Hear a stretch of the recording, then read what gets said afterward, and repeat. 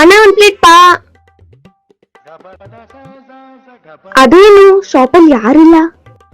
ಒಂದ್ ಕೆಲ್ಸ ಮಾಡ್ತೀನಿ, ಓನರ್ ಬರೋ ಮುಂಚೆ ನಂಗೆ ಬೇಕಾಗಿದ್ದ ಪಾನಿಪುರಿ ಎಲ್ಲಾ ತಿಂದ್ಬಿಡ್ತೀನಿ.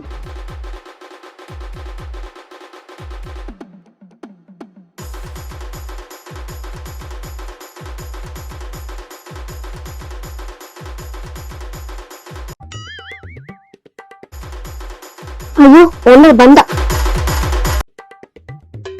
ಅದೇನಣ್ಣ ಶಾಪ್ನ ಖಾಲಿ ಬಿಟ್ಟು ಹೋಗ್ಬಿಟ್ಟಿರಿ?